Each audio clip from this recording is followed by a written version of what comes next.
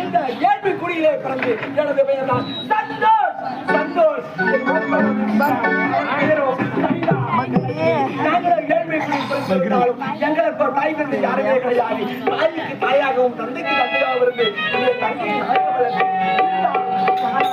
ஒரு ஆண்டோரை காட்டி திருமணம் செஞ்சு வைக்கிறது பார்த்தா எங்கதான் போறா எங்கதான் போறானே தெரியலையே. அப்படின்னா தங்கத்தை பார்க்கணுமே. சரிதான்